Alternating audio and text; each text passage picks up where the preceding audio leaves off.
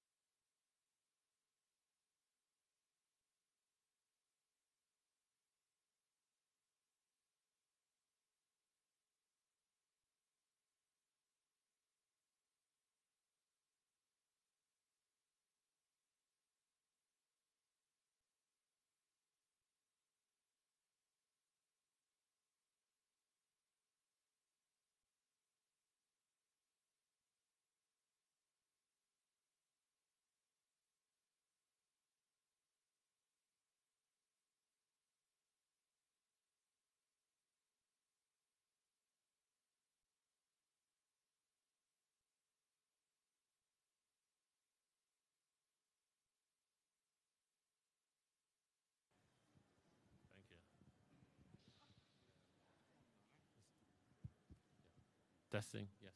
Thank you. And we'll let me see. It's SG. We'll have to adjust this in because they're going to be talking from here. I mean, for the speakers, so usually they want to stand there instead of. I think is somebody going to clean the mic after each speech? Yeah, yeah. Okay, that's what they do. Yeah. Okay.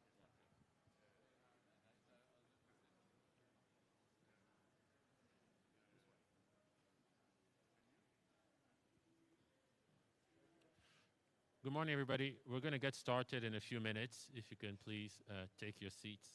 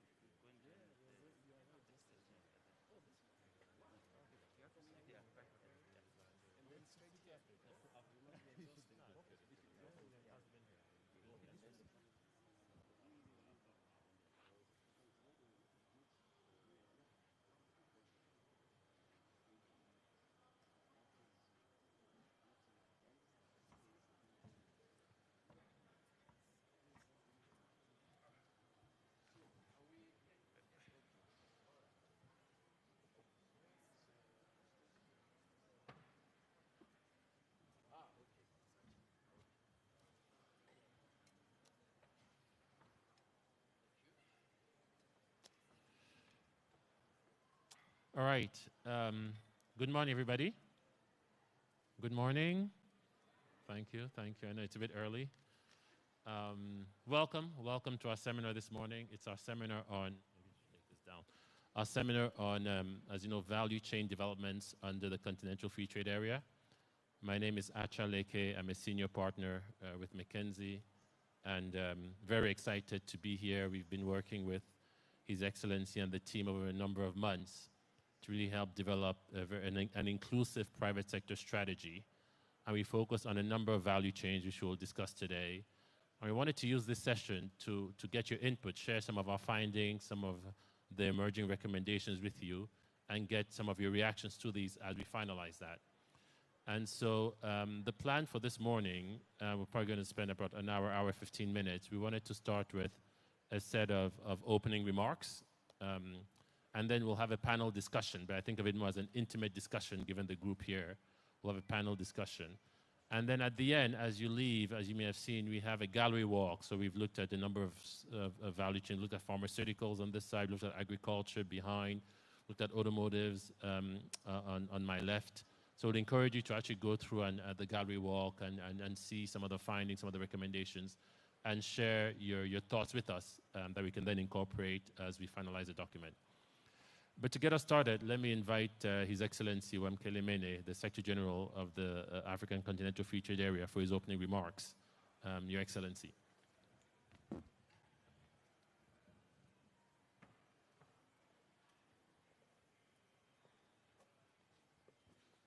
Thank you. Thank you very much, Acha, for the opening remarks this morning. First, let me very much thank MasterCard, the MasterCard Foundation, from whom you will soon hear.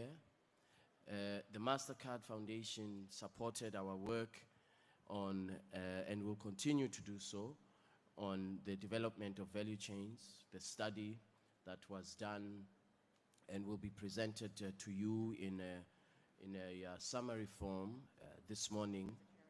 We really appreciate the partnership and the support from the MasterCard Foundation. I want to also thank McKinsey & Company, in particular Acha and the rest of the team. Amanda is here.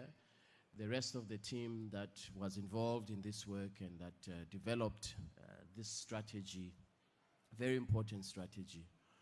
I called Acha, I think it was last year, in the middle of the year, and I said that I want us to think through how we can, one, involve the private sector in the implementation of the AfCFTA.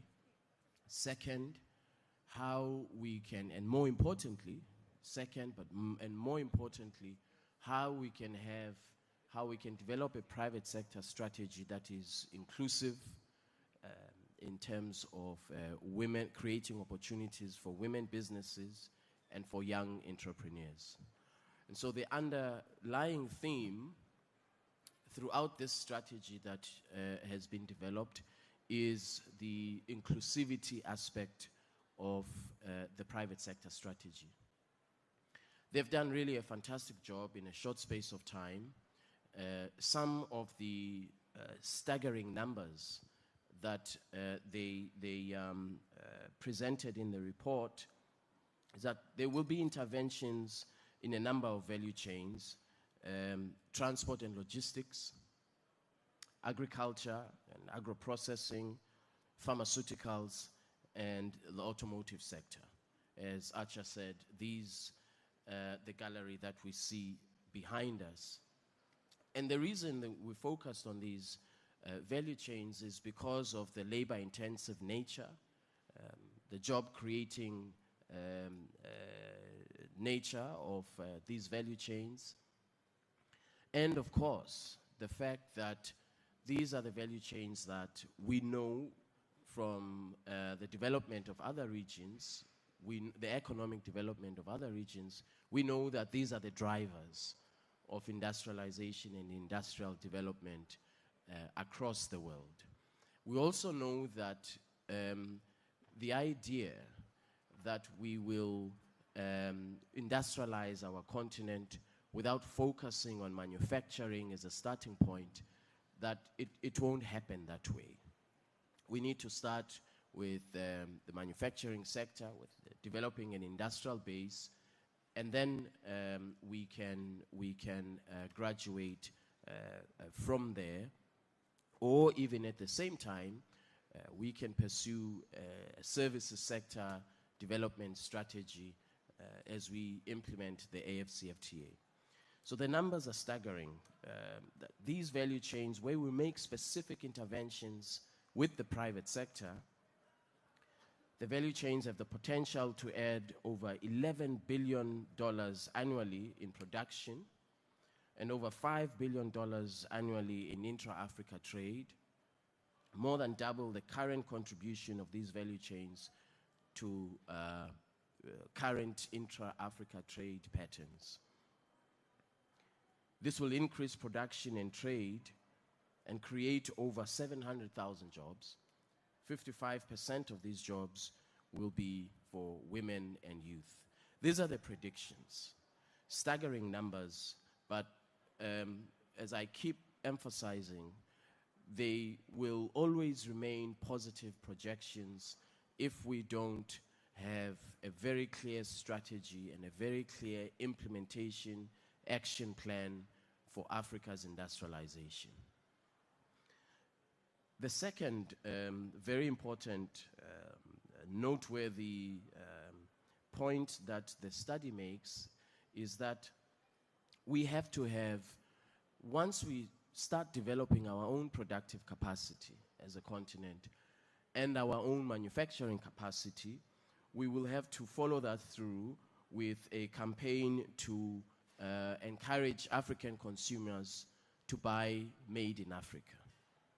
So all of these things that we are negotiating as trade negotiators and as trade lawyers, the rules of origin, which is really, trade lawyers like to think they are fancy, but really rules of origin is nothing but local content requirements. So these local content requirements that we are negotiating will lead to made in Africa products. So after we have agreed on these local content rules, you will be able to pick up any product and you will have confidence that it is made in Africa, it meets local content requirements, that somebody did not bring in the shirt from another part of the world, put a button on it and say made in Africa, that there's been real value addition on the African continent. And so I think this second aspect of the study of developing a campaign for Made in Africa and creating a digital platform for accessing the benefits of the AfCFTA is equally important. The last point I would make about this value chains development strategy is that we didn't sit in our offices and develop the strategy. It is McKinsey & Company who consulted over 40 companies that are present on the African continent. Some are African companies, some are global companies with a local, when I say local, I mean in Africa, with a local presence. And so we have the benefit of views from over 40 countries about how the private sector can be part of development of industrialization on the African continent. We don't think that it is possible to do this without the private sector. In fact, if we want this not to succeed, leave it to governments. Don't tell them I say that. They won't re-elect me in 4 years' time. But if we don't want this to succeed, we will leave it only to governments or people like me, trade negotiators, who don't know anything about running a business. So that's why we will create, and I see Dr. Asfor is here from the Africa Business Council.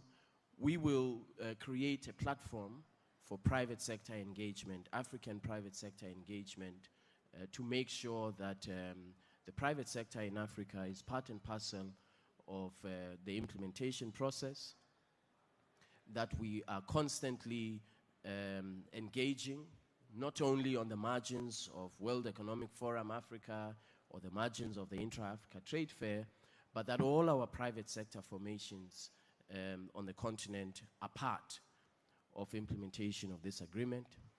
I am in the final stages of appointing a senior person who will be the lead private sector engagement.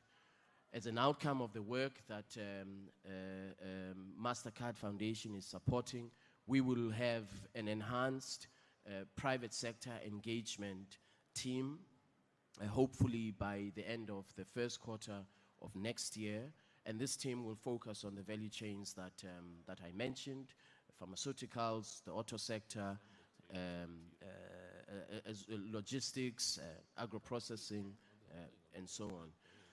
I mention these things because the role of the private sector in moving our continent forward is absolutely critical. We now have a very strong partnership with AAAM. We will develop other partnerships that are equally important with the private sector because, as I keep emphasizing, this agreement is not for governments. It is for the private sector. It is for small, medium enterprises. No government in the world creates jobs. We all know that. It is the private sector that invests in innovation, that invests in job creation, and that provides opportunities for young people. And so that's why there is going to be a very, very strong private sector focus. And I'm very happy that the MasterCard Foundation has come on board to support this work.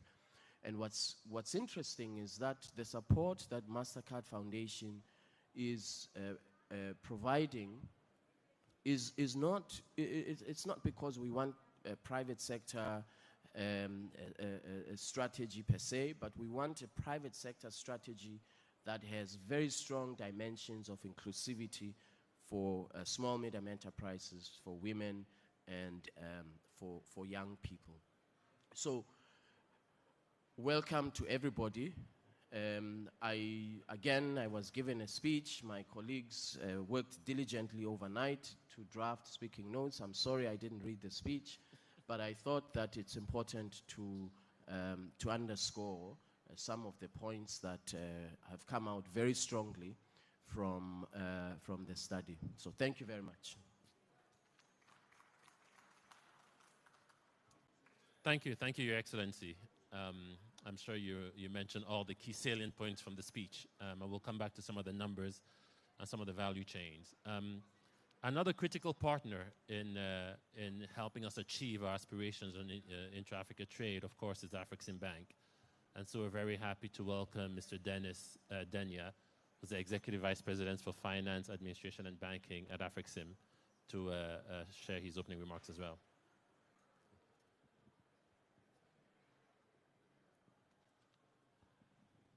Oh, sorry. They need to spray.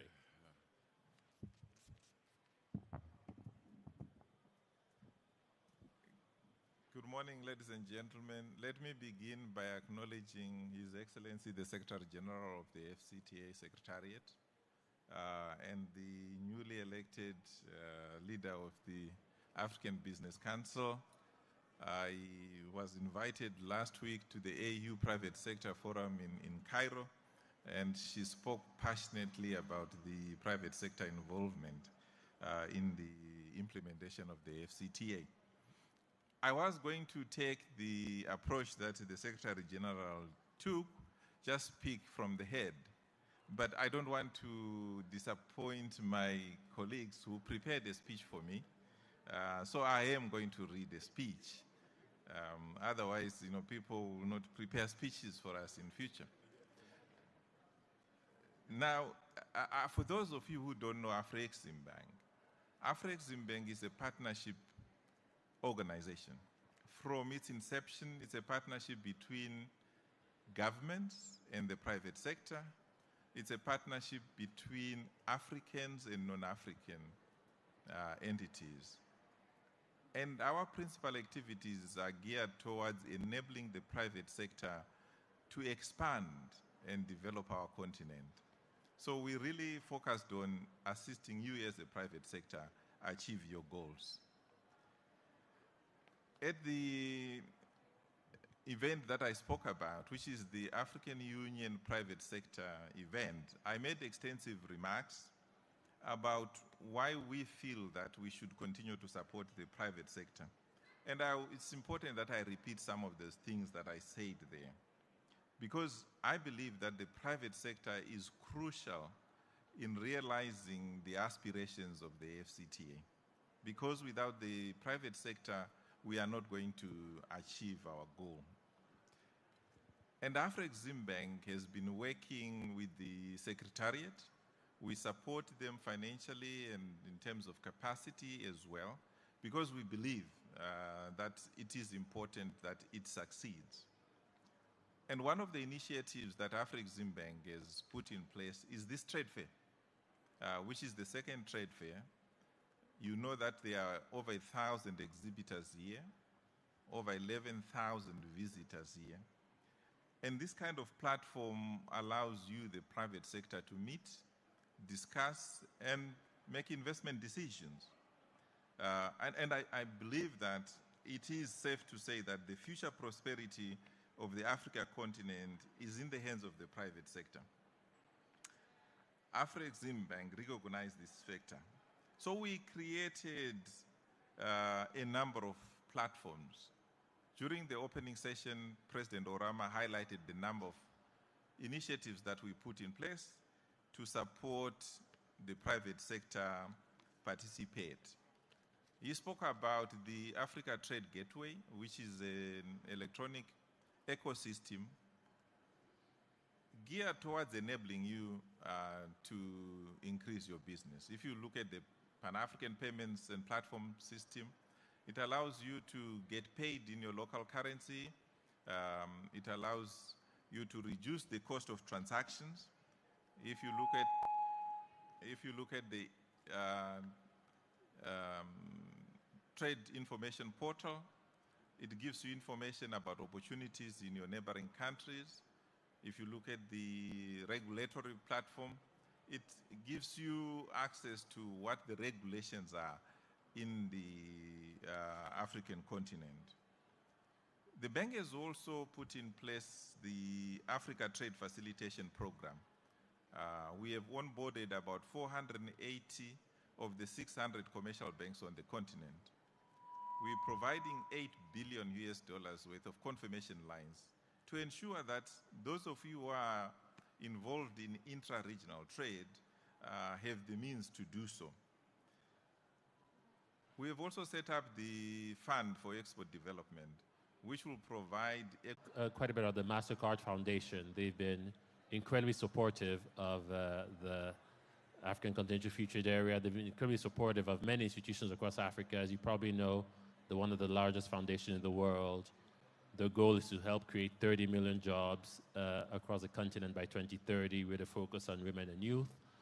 And they're very excited when His Excellency reached out to them and said, can you support us to figure out how we can create those jobs by enabling increased intra-Africa trade. Unfortunately, Peter Materu, who's the Chief Program Officer at the Foundation, couldn't be there with us, but we're going to hear some words from him, and then we'll go into the panel discussion.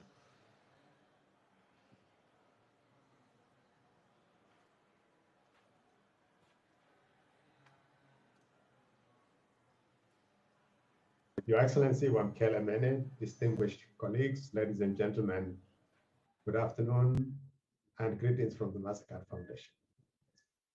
For those of you who are meeting us for the first time, let me give a brief introduction on the foundation. The MasterCard Foundation is a private foundation established in 2006. We are founded to advance two broad objectives. First, increase access to education, and secondly, to deepen financial inclusion. And since 2009, our focus has been on Africa. And in 2018, we doubled down on this commitment with the launch of a new strategy, Young Africa Works, setting a target to enable 30 million young people, particularly women, to access dignified and fulfilling work. And this strategy, Young Africa Works, is part of the reason why I'm so pleased to be part of this conversation here today. Today, it is about our shared optimism for the promise of the Africa Continental Free Trade Area and how we can tap into that promise to power our collective aspirations. The conversation is timely. If there is one thing we have learned in these last 2 years, it is the power of African solidarity and the importance of driving African self-reliance. And COVID-19 is a good example. Vaccine inequity has been a huge global challenge, but Africa came together to address it. The African Union set up the Africa Vaccine Acquisition Trust, which has done a remarkable job of negotiating vaccine access to Africa by pooling demand. And we, the MasterCard Foundation, got behind their work. In June of this year, we launched a $1.3 billion partnership with the Africa CDC to purchase and deliver vaccines, lay the groundwork for vaccine manufacturing in Africa, and strengthen Africa CDC. Actually, it is now $1.5 billion because we recently made an additional commitment of $200 million to purchase more vaccine. But the point is that we were inspired by African leadership and solidarity, by what AVAT was doing, and by the opportunity to enable vaccine sufficiency for Africa and drive equity and inclusion. We were drawn to support the Africa Continental Free Trade Area private sector strategy for the same reasons. It advances the same principles: self-reliance, equity, and inclusion. The Africa Continental Free Trade Area promises to unlock tremendous opportunities, billions of dollars in additional production and trade, hundreds of thousands of jobs, especially for young people. Young people who we know from research want an integrated Africa. Young people who are digitally connected, who are driving digitally enabled service delivery and payment models. This strategy reflects their priorities. And as we dive into the discussion today, I want to encourage us to keep young people front and center. Achieving this strategy will require a strong workforce. So let's ask ourselves, how can we support young people to be prepared to seize these opportunities to be unlocked by the Africa Continental Free Trade Area? How can we ensure it is relevant to the direction we're taking? How can we ensure we are piping diversity into our workforce, which we know is both ethically and economically relevant? How can we do this in a manner that will preserve Mother Earth for future generations? These questions are central to the conversation, and we all have a role to play in answering them. So I look forward to the outcomes of today's discussion.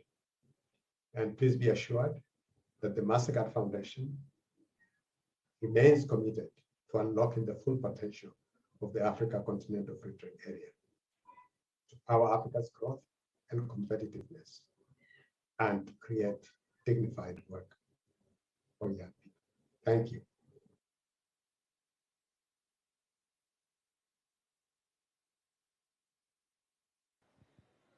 Hello. Oh, there we go. Thank you. So if I may ask the Excellencies to come down, and the panelists to please join me. I'll introduce you as we sit down. So if the panelists could please come and join on stage. Dave, Dr. Asfu, Nana Ose, and Ayman.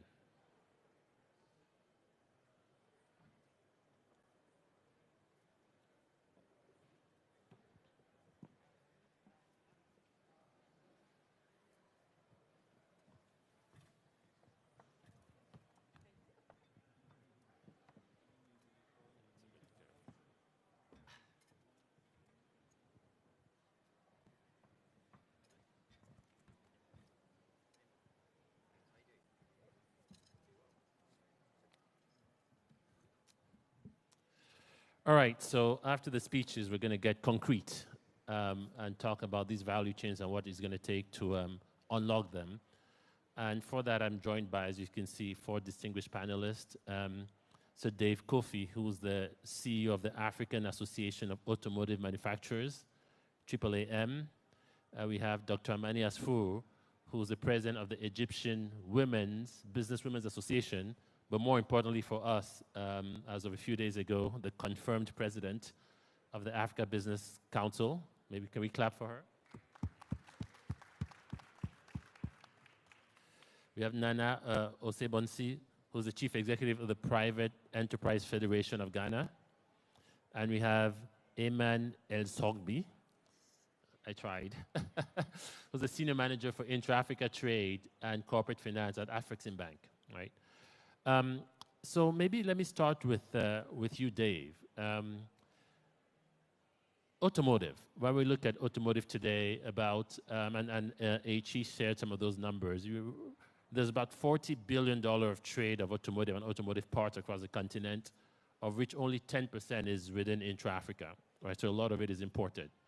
What are some of the challenges that these equipment manufacturers face in exporting across Africa, and what can the CFTA do to help?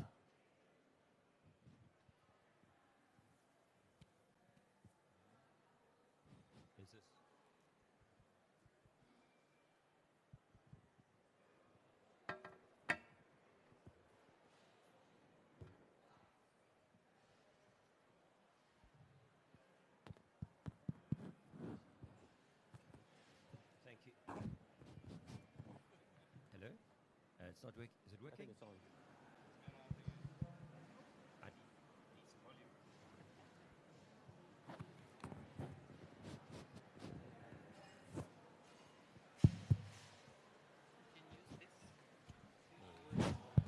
I think you can use this.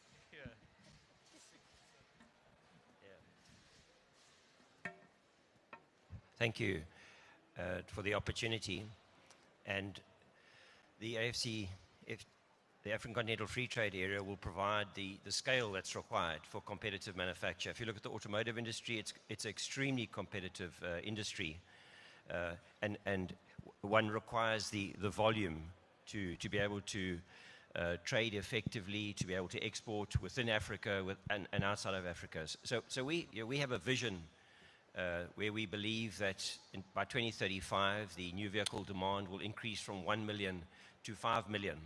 And this will be as a result of effective introduction of automotive policies and ecosystems. So it's critical that we start with the policy. And that policy consists of a number of themes. It's not just incentives, obviously, it's developing the value chains, providing affordable finance. And that's all part of getting to the scale that's required. So some of the challenge in Africa is it has a weak manufacturing base. I've seen it firsthand. So we need to bring in existing component manufacturers, partner on the ground, and develop local capability. So what's very important, and is a huge opportunity in the single market of the free trade area, is that it is going to facilitate that scale that will allow competitive manufacture and trade. Thank you. And maybe just one follow-up question. When as we're doing the work, we realize part of the challenge is how do we reduce imports of used vehicles, right, to promote export of sort of vehicles manufactured across the continent. Any recommendations you have for how to make that happen, and what role can the CFTA do to encourage that? Yeah. So the used vehicle matter is key because 85% of vehicles sold in sub-Saharan Africa are used. We're a dumping ground for the developed world at the moment, and that needs to stop. So the policy takes care of that. And for example, the policy in Ghana, vehicles older than 10 years will be banned, as well as salvage vehicles and flooded vehicles. So there's an absolute place for used vehicles. If you just look at South Africa, for every vehicle sold, 2 used vehicles are sold. So it's absolutely critical. So there is a fear amongst the importers of used vehicles that they will lose their business model. It's not the case. The source of used vehicles will be substituted to vehicles assembled in Africa. That's what's important, and these vehicles need to meet minimum standards. And so within the free trade area, the ARSO exists to harmonize those standards, We need to meet the minimum standards. We need vehicles to come from the fleet assembled in Africa, to be maintained at the right intervals, to retain the residual value so that when they are on-sold as used vehicles, right, that they can attract affordable finance. Then you have a business model that works, that is a very good competitor to a used vehicle coming in from the world that doesn't comply with standards for which you need to pay cash. Yeah. So ultimately, as the vehicle park grows, so the age of 10 years can be reduced down to something lower as we grow, because there is an affordable option. Affordable mobility is key to driving this sector in Africa. Whether it's in a use or a own or shared vehicles, it needs to be affordable. So we've got to drive the demand. So we have a strategy which I could elaborate on a bit later for that. Thank you. Okay. No, thanks. That's very helpful. And again, as we said, we have a lot of the work we've done on the automotive, so I will encourage you to visit the automotive stand at the end of the discussion. Maybe let's turn to you, Dr. Asfour. We know that about 30% of the intra-Africa trade is informal, primarily SMEs, as H.E. spoke about. And of that informal trade, we know about 60 to 70% is women, right? So what are some of the challenges that the women, the sort of SMEs, the young businesses face as they try to trade across Africa? And again, what specifically could the CFTA do to help? Thank you. Thank you very much. Let me first thank the SG because of his passion about the private sector and women and youth, because it's very important if we're talking about the AfCFTA and how we're going to implement it as private sector, to be very inclusive of all the private sector, including cross-border women traders, women and youth. We are, as Africa Business Council, just thank God we were re-elected just last week. And we are very privileged for the last year, our mandate as interim, to have His Excellency Omakilimini starting with us the Africa Trade Torch that we started to see how the private sector is engaged with all its inclusivity. So the Africa Business Council actually is inclusive of all the categories and sectors. We are established by a decision summit of the heads of states to boost the intra-Africa trade and operationalize the AfCFTA. And our inclusive founding vision is a borderless, competitive, innovative Africa for trade, investment, and industrialization, just exactly as SG has just said.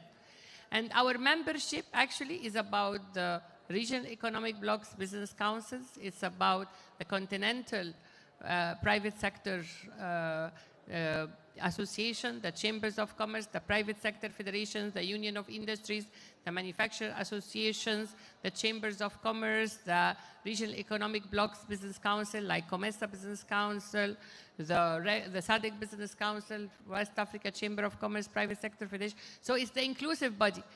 And the women business associations, the youth associations, and the large corporates. So it's an inclusive umbrella for dealing for all categories. And the Africa Business Council, we have the technical committees, which is actually geared towards what SG has just said.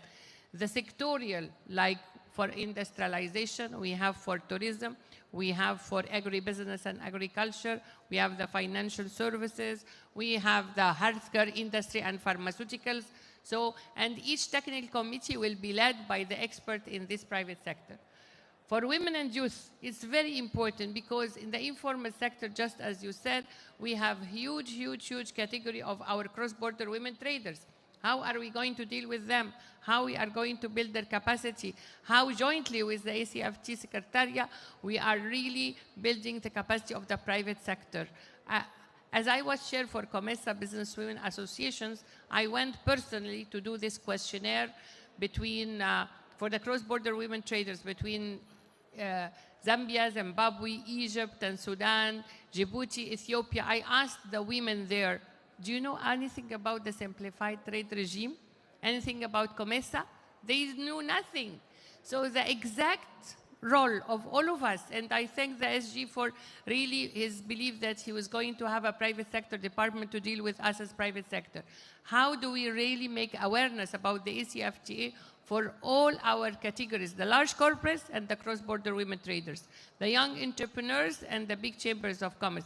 What does ACFTA means to our people of Africa? How does it have an impact on the daily life of creating more jobs, of having these women on the cross-border know their rights, to increase our trade, but to increase our trade not with a container coming from Dubai or China, to increase our trade with made in Africa products that is really value added, packaged, designed, competitive, standard. That's why ARZO also with us is very important to see how we can have a standardized products. And that is exactly as my Vice President Dennis was just saying, why also PAF track is included, because the Pan-African Committee for Trade and Investment as a think tank of Africa Business Council is important to consolidate all our efforts.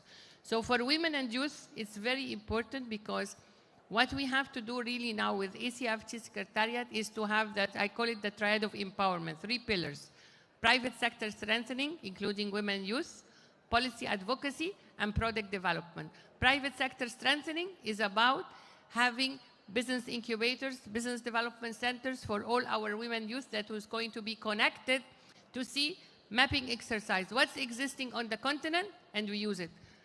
His Excellency said pharmaceuticals. Do we know that there is 165 pharmaceutical companies in Egypt, 480 factories for medical consumables and supplies, and yet till now we are having it from China and India and other. We have to know, we have first thing to know is an information, a directory for all our business sector, what is existing on the continent and how it is done in clusters. So when anybody of us from Egypt, from Malawi, from Ethiopia, from South Africa want to get this cluster, we will have it an informatory directory for our clusters. And the issue of policy advocacy, and this is, I always say, we need to have at least 40% of all government procurement goes to Africa private sector, including SMEs, women and youth. This is, I already asked the ministers, and I will ask the heads of states to make it a law, because if ACFTA would succeed, it will succeed because of all of us coming together to have an affirmative action for our government procurement. Financial inclusion is very important, and we have all the banks with us. We need to have specialized target financial products that is geared towards our private sector, SMEs, women and youth. Product development, we need to use our scientific research institutes, our centers of excellence to add value to our product. I mean, how come for the women in mining, I was just in Malawi and Zambia, the women in mining, they are still using hammer for mining. We need to have technology, we need to have machinery. We need to cut our own stones. We need to polish it here in Africa, not to send it outside and then getting it back. So product development is our thing for the Africa we want. Thank you. Thank you very much. Very practical and concrete. I love it. And to your point on pharmaceuticals, as you said, there's so many of these companies across the continent, but the reality is only 30 to 40% of our pharmaceutical needs are met by African pharmaceutical companies. We still import 60 to 70% of pharmaceutical needs, and that number is sort of more like 15 to 20% in India or China, right? So again, huge gap, a lot more we can do locally. Maybe, Mr. Osei Bonsu, let me come to you, and maybe let me give you this. If we're sharing mics. So you represent the private sector enterprise foundation, or Private Enterprise Federation of Ghana, right? So the private. So let's tell us a bit what it's about. But I'd love to hear what complaints do your members have, very practically, when they really want to trade across borders, maybe within ECOWAS or outside of ECOWAS. What complaints do they have, and again, what can we do practically to try to address those? First, let me give a clapping hand to the new Business Council Chair for advocating for 40% of all procurement in Africa should go to the domestic private sector. This is a very big decision if the heads of states accept that.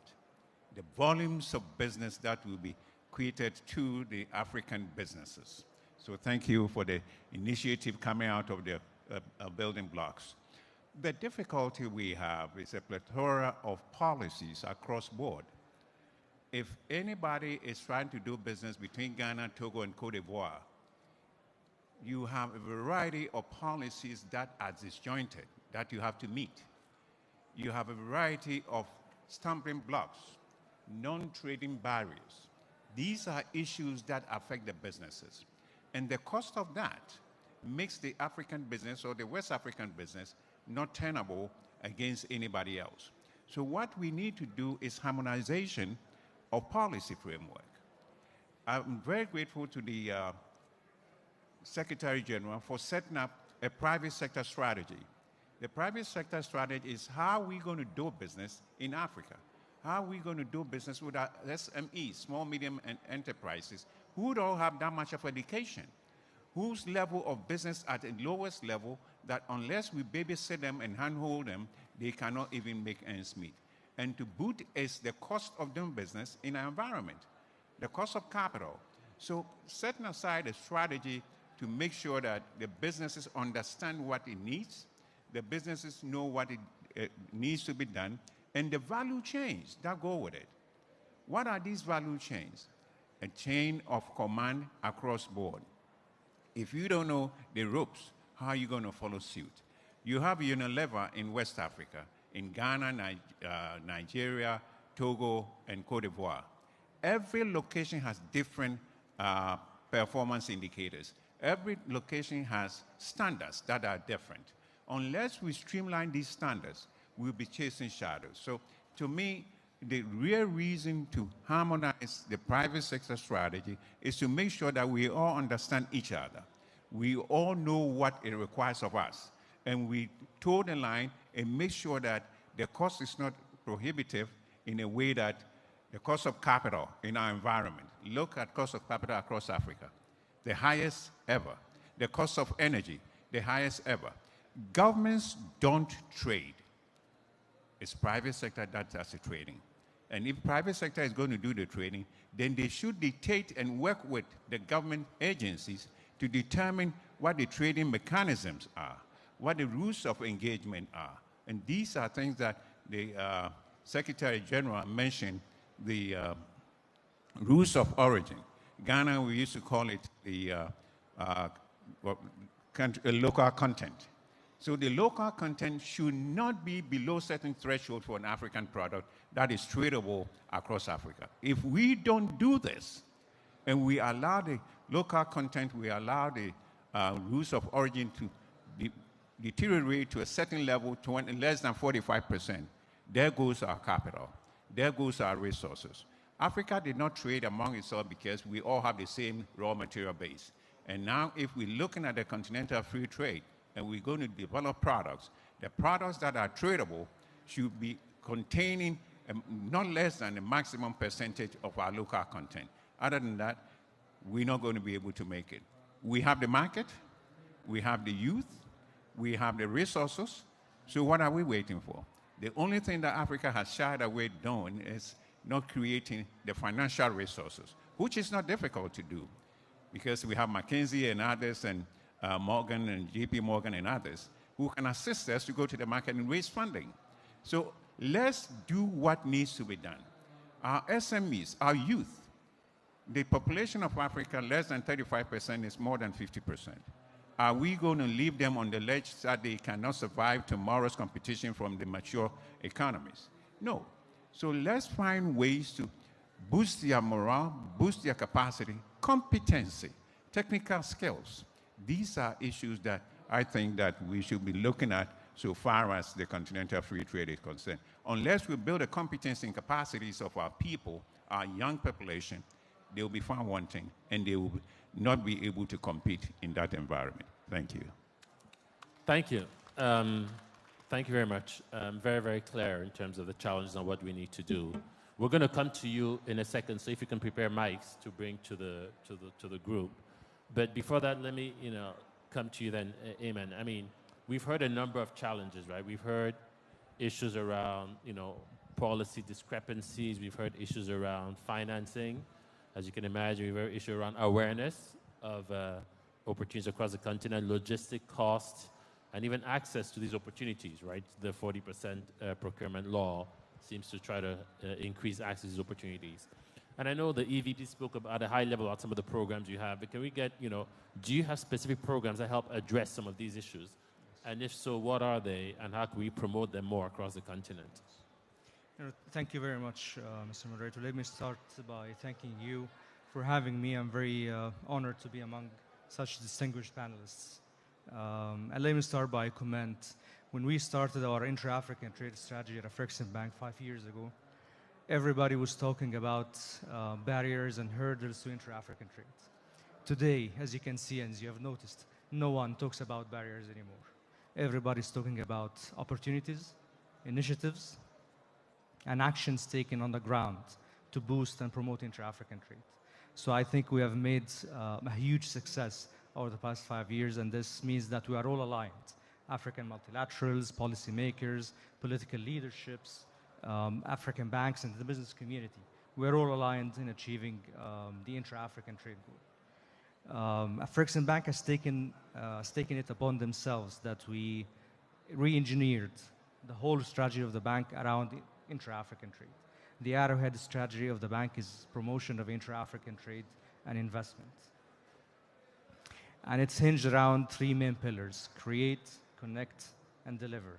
By create, we mean we try to support manufacturing, to have value addition for commodities to be traded among the Africans. Connect, we're trying to complete the dots between the producers and the consumers around the continent. And by deliver, we try to invest and finance the means to deliver those goods and services.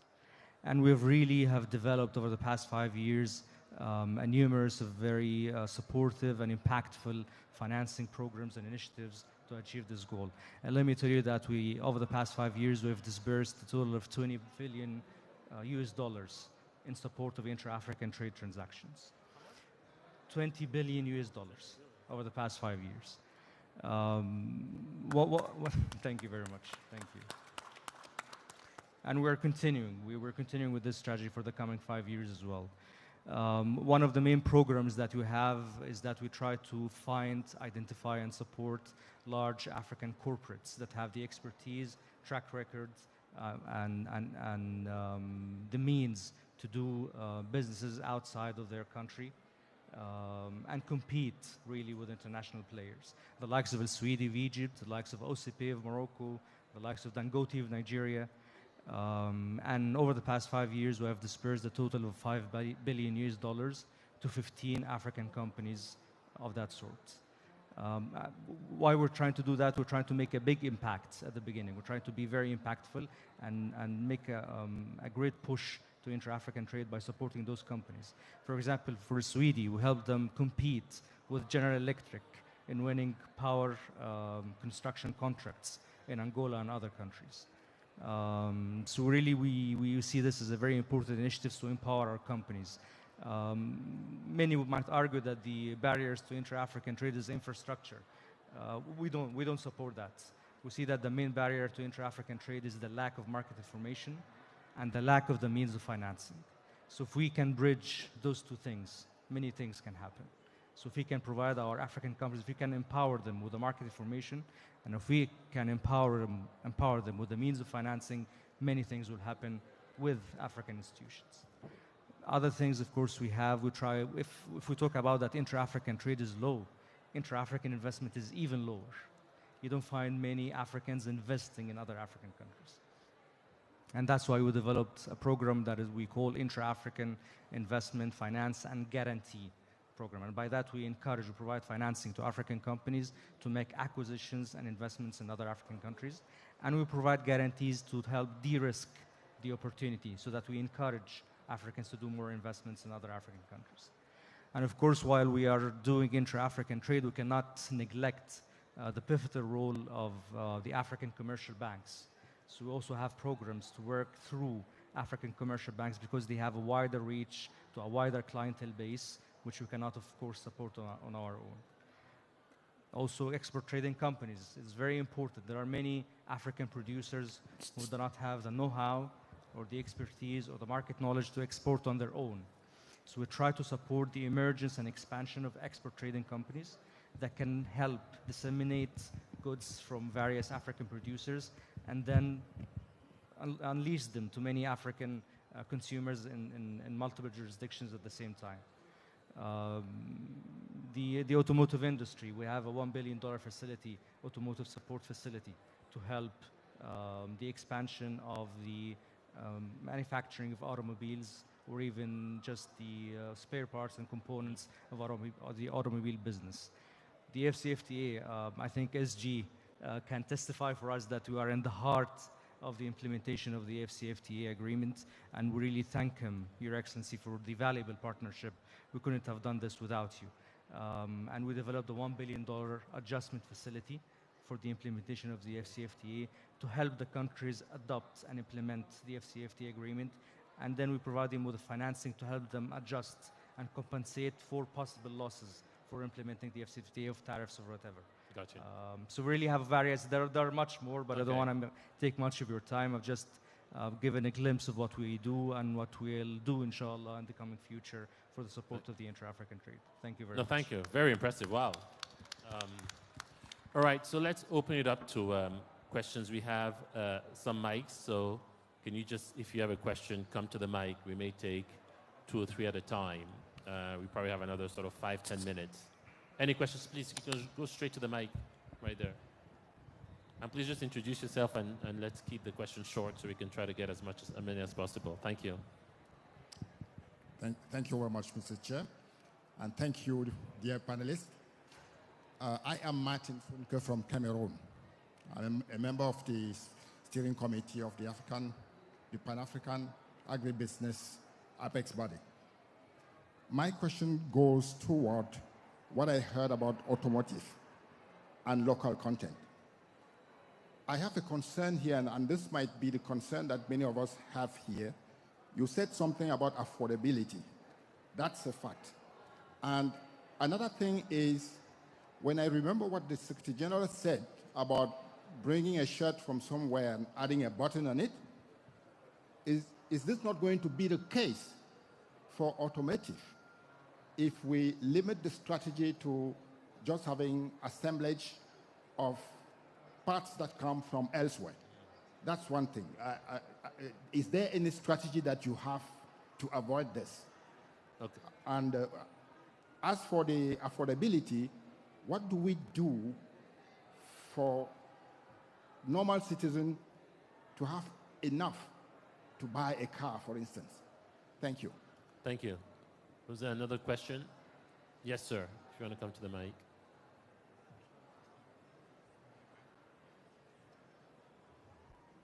My name is Reverend Peter Abebrese. I'm from the Ghana Exim Bank. I'm board of directors of Ghana Exim Bank. My question also is in line with what my brother just said regarding rules of origin, the local content of the automotive vehicle that we have we are manufacturing in Africa. What I want to find out, how well have we developed our steel industry in Africa to enable us to manufacture the parts here in Africa to go into the assembling of the vehicles? That's what I want to find out. Questions about automotive. Do you want to go ahead, Dave? Sure. And then Nana, you can. Okay. So not every country can assemble vehicles. So we see hubs of assembly around Africa. Right now in West Africa, you have Ghana implemented a policy. We see Nigeria very important because of the scale. That's initial. We see that the same in East Africa. We're developing a policy for Ethiopia right now. Kenya is about to implement a policy. We're talking to Tanzania. And in the north, you've got Egypt that's actually about to implement a new policy, and you've got Morocco and South Africa that are both developed. So you're going to have these hubs of assembly initially, right, as we start, and they will grow from semi-knockdown to complete knockdown. But it's absolutely critical that we develop the regional value chain around these hubs to make the components.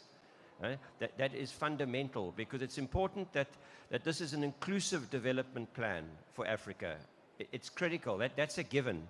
So right now, AfCFTA is actually funding a study to understand in ECOWAS initially for this year, and then next year we will complete the rest of Africa, to understand what countries have what inherent advantage to produce components. The intention is to purchase the components from the surrounding countries around the hubs, and therefore those countries making components will in turn purchase demand from the hub assemblers. We need the regional integration in terms of development of the industry. It's a given. It has to happen. So then moving on to affordability, we need to create the demand, and that's why one aspect of facilitating demand comes from regional cooperation, because then you get the scale. It's critical. We see a step further. The next step after you have the regional integration is you're going to have regions trading vehicles and components. Ultimately, we see a vehicle type, be it a Toyota Hilux, produced in one location, complete knockdown using local components in accordance with the rules of origin, only made in one location, because then you ship out. So Morocco might supply to Ghana, Ghana might supply to South Africa. That's how we see this developing, all within the free trade area, using the rules of origin to accumulate to allow free trade. So from affordability perspective, we do see that we need to deal with the challenge of affordable finance as well as access to finance. So AfCFTA also are running a study right now, which Deloitte is running with, to understand the key levers to how we unlock that. How do we kickstart the auto program? Can we get some development funding? What's required? What we're learning is it actually requires collaboration in the market, in that country itself, to actually deal with some of these challenges. That's where it's going. So affordability is key. Not everyone can own a vehicle. Right? You can use a vehicle. So there are different mobility solutions which are being practiced in Rwanda today. It's like an innovative hub that's going on there that we are learning from. So it's key that people get access to mobility in whatever form it is: own, share, use. Right? But whoever owns that vehicle needs to have affordable financing, get access to it. Access to finance is critical. We see credit bureaus being required across Africa to allow easier access for people to obtain finance. So it's an integrated path for Africa, and we just need to make sure that we make the right, sustainable, competitive decisions going forward, that it's not just a purchase because of labor costs. It needs to be more deeper than that. And so we are committed to developing the value chain. Thank you. Thank you. Nana, you want to talk about local content?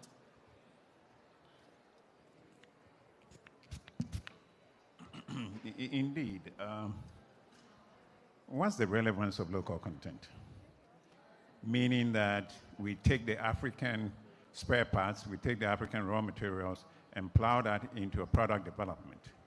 That product development should not cost so much that is without the reach of Africans. And that's affordability that we're talking about. Harmonizing different parts, harmonizing different groupings and other ways is the way to make sure that we use indigenous African parts, not imported or semi-African. Let me transfer that into agriculture. We import a lot of food, and we call them nutritious foods. We have disregarded the indigenous African nutritious food because they don't have a longer shelf life. If we were to go back and cultivate, identify the foods that we eat in our various jurisdictions, in our various countries, that demonstrate the nutritious content of these foods, and let our people understand and appreciate the use of these things and how it is beneficial to us. The imports that we're bringing in is going to be curtailed. The absence of developed shelf life, longer shelf life products is going to cease. So the engagement with the business developers, the engagement with product development is very critical, at least for the research scientists, to identify what is in line with us. What do we have in our environment? What do we have in our various countries? So the local content is going back and recall what we used to do previously until then we were overwhelmed by the Western and the other outside Africa food that we have been. So product development, That is the principle that we've been talking about. And I want to engage the business chair of the Business Council as to the various business associations to engage in finding the pathways as to how do we develop the various mechanisms to develop products across Africa. That's one of the ways that I think we should be going. Thank you. Thank you very much. And just again, to your point on agriculture and agro-processing, as you'll see from the gallery walk, you know, there are about $47 billion of products that trade in that space across the continent, but only 30% is intra-Africa trade. So again, a lot more we can do. Thank you. Maybe one final question. This side of the room has not asked any questions. Any final question from this side? No? Okay, yes. Good morning, all. Thank you very much for the sterling presentations from the panel. My name is Tagbo Akbazwe. I'm a board member of the Pan-African Center for Policy Studies. I wanted to direct a question to the colleague from AfCFTA. Please, would you kindly enumerate how do your facilities and your products get to the base of the pyramid, particularly with respect to SMEs in the grassroots and the hinterlands on the continent? Thank you very much.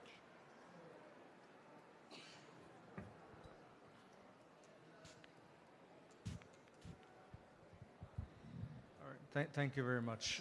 AfCFTA Bank is a wholesale bank. We're not a retail bank, and that's why you wouldn't find many of our interventions directed to currently small and medium enterprises directly. But over the past 10 years, we've been supporting SMEs indirectly through local commercial banks and through export trading companies. For example, I'll give you an example in Egypt, where I come from.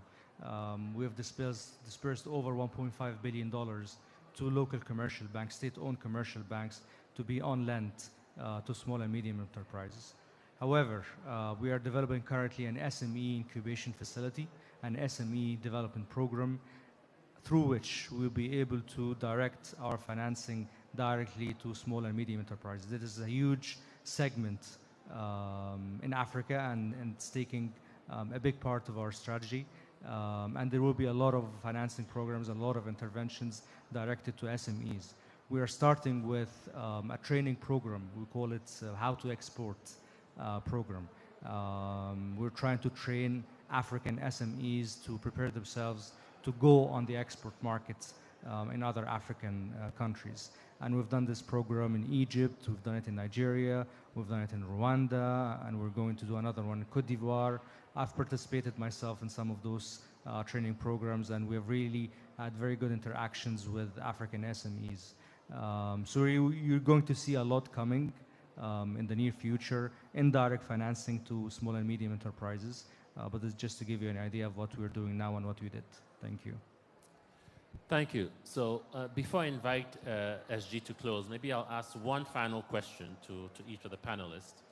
And you know, we used to go to many of these conferences, and we'll talk, and then nothing will change. So my question is, at the next fair, I don't know if it's next year or the year after, what is the one thing you'd like to be able to say we've accomplished, right? So we can come back and have this panel and say, this is what happened between today and the next fair. I'll start with you, because you tend to be very practical. So let me start with you, Dr. Asfour. Thank you. So part of the recommendations here, and I was calling it maybe called Durban Communique or Durban Roadmap, to see what we can do really concretely for AfCFTA and for the women, the youth, and the SMEs, and even large corporates. I want to have business development centers and business incubators established across the whole continent.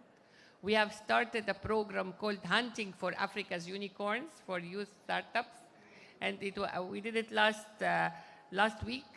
And we want to see how we partner with all the partners. We got 3 funds. 200 youth applied for the Hunting for Africa's Unicorn. 7 were chosen. The 7 pitched in front of 3 funds. The 7 were successful. One young lady from Ethiopia was asking for $100,000. They told her you should ask for more, because she was really into education, high tech. A young girl from DRC, she was looking for 1.5 million. She got it, because she is into animation and into creative industry. A young entrepreneur was into health industry, consumables, medical supply, was asking for 4 million.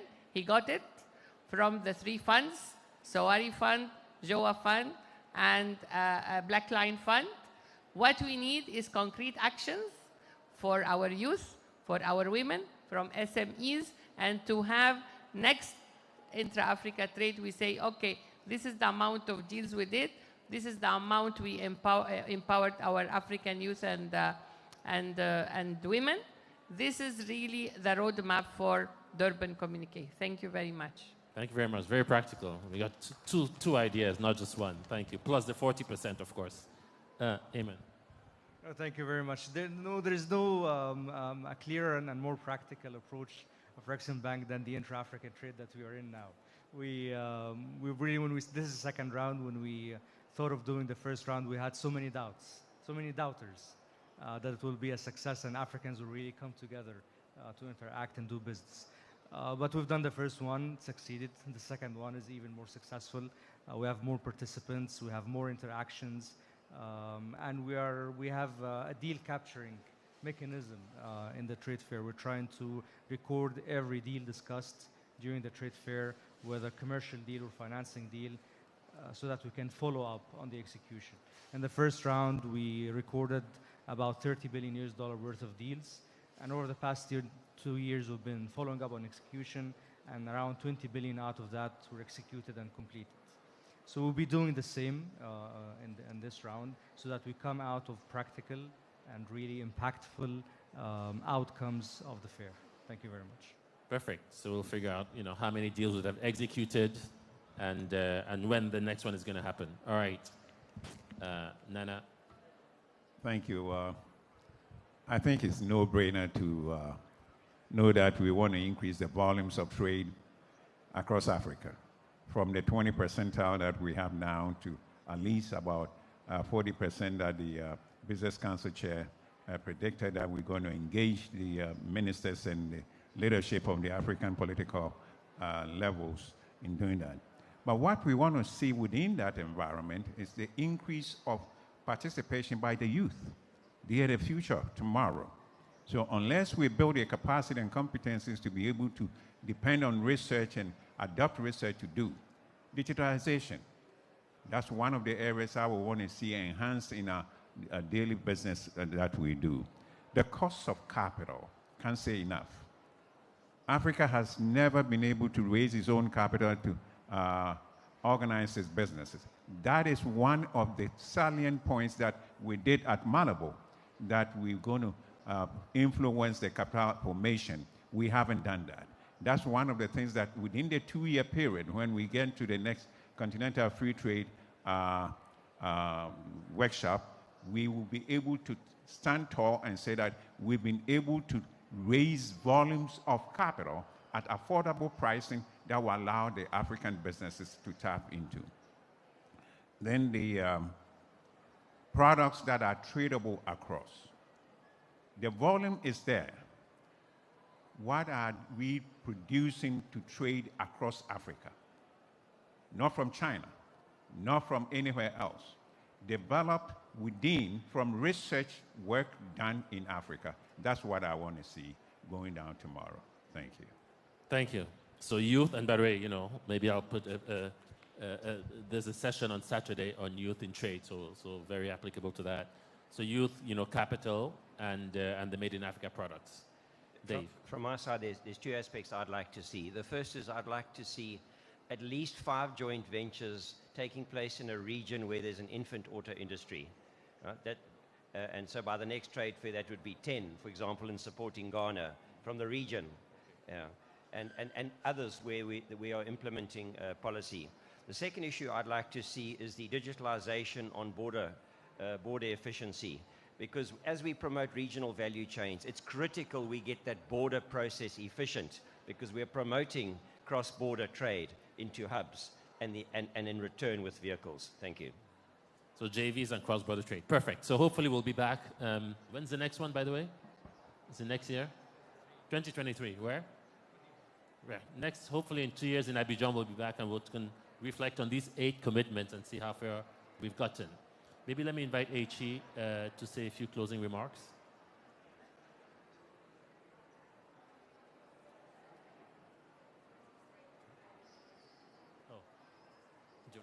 Sorry, one. Okay. Good morning, everyone. I am unfortunately not H.E., but would just like to introduce the gallery walk, which will happen after H.E. closes the session. We have 5 stations set up around the room. We have pharmaceuticals starting all the way on your left, and talk more if you will wave. When you head to pharmaceuticals, on the other side of the screen, you will meet with Talk More to talk about pharmaceuticals and some of the initiatives in more detail. If you keep going, directly behind most of you, we'll have 2 agriculture stations. The first one will be meat, led by Komla, who is waving. You can see Komla. And then the second one will be on fish, led by Dafine. Dafine, if you'll just wave. If you're looking for fish, all my fish people will see Dafine there. If I keep moving to your back right-hand side, there's 2 additional stations. All the way in the left backhand corner, we will have Roslyn. Roslyn standing and waving. She will do this on transportation and logistics. And last but not least, just behind automotives, we'll have Temba, who will take us to automotive. So we hope to see you at the gallery walk right after. H.E.?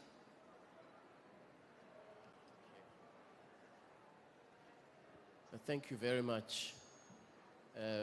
First, let me thank the panelists for their frankness, their views, and of course, for challenging us as the Secretariat, and in particular myself. Thank you, Moderator Acha, for a job well done. And thank you to all of you for attending this morning and for a very, very robust conversation. I think there are 2 points that I take away. First is that as we develop these value chains, they have to be underpinned by local content or localization or rules of origin that support industrialization on the African continent. And I'm happy to tell you that as we negotiate this agreement, the value addition requirement, the threshold, is very, very high. And we did it deliberately so that we foster industrialization in Africa and we limit the ability to import products and put a button and say made in the AfCFTA. That's the first component that's the first aspect that I take away, which is important. The second important aspect is trade finance. Ayman has told us that over $20 billion worth of trade finance has been provided. We want to see more of that trade finance being provided. We think that if this agreement is to succeed, we have to have the support that is required. That really will be the difference between success and failure, is if there is support for small, medium enterprises in particular. So we have a lot of work ahead of us. We have high expectations, understandably so, legitimately so, very high expectations from Africans who want to see the benefits of this agreement in all the sectors that we have here, and in particular, as Nana said, the youth. Trade agreements are not about the past. Trade agreements are about capturing the future. And if we ignore young Africans, if they are not part of implementation of this agreement, I don't think that it is going to succeed, because it's about capturing the market for the future. And so we have to make sure that young Africans are part of the benefits that accrue from this agreement. So once again, thank you all very much for attending a very interesting session, asking very relevant questions, and I wish all of you a very, very good day. Thank you. Thank you, and enjoy the gallery walk. Thank you very much.